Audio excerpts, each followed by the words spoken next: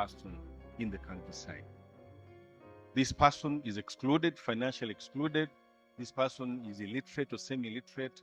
And what do you need to do to get that person out? There has been a lot of effort on financial inclusion. But I would like to give you some examples of things I've seen, which this panelist and whoever is talking about policy in this area must think about. The Boda Boda in this country has grown on its own. You know, there are over now 1 million Boda Boda riders. And I don't think that the Minister of Microfinance is looking at this. No. They are assisted, but they have grown as simply part of two things: the government policy of private sector-led growth, and two, the fact that there is demand.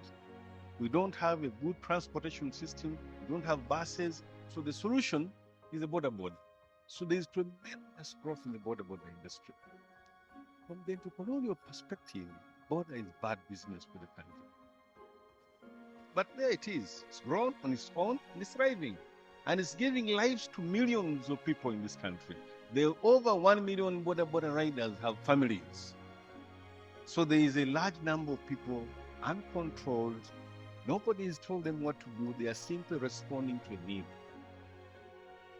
About 2 weeks ago, point number 2, MTN published figures and said the small loans we have lent 320 billion shillings in the last 10 months. None of you have influenced it. And the microfinance sector says they want about 68 billion, something like that. Fund microfinance activities. These are lessons to pick. Now, hundreds of small savings groups are out there in the countryside on their own.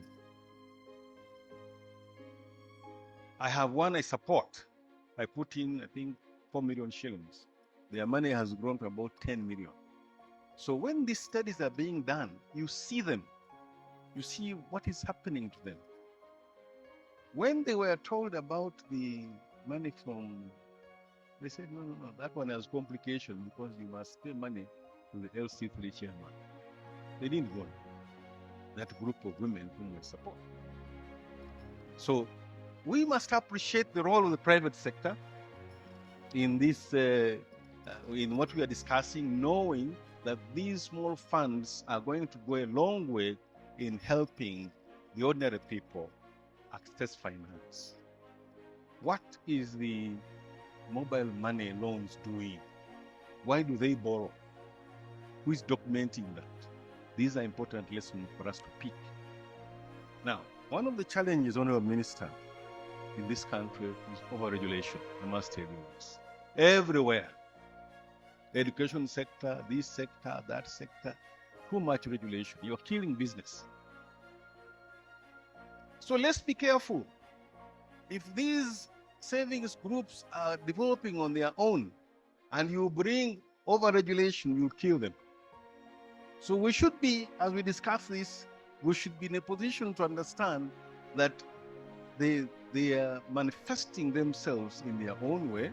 They are growing, and we should be able to support them rather than prevent it. Having said that, I want to make the presentation on what we found. Maybe, Honourable Minister, if I conclude that these savings groups are SACCos, with the word cooperative in it. And we need to study the cooperative movement, how it was, why did it fail? Why isn't it coming back to the level it was? It was very well organized from the lower levels to the district up to the national level. I believe the Cooperative Alliance still exists. So we need to understand what that was, why did it collapse? And as we go into the establishing a framework to support these, we should be cautious about over-regulation and those things that may kill the sector. So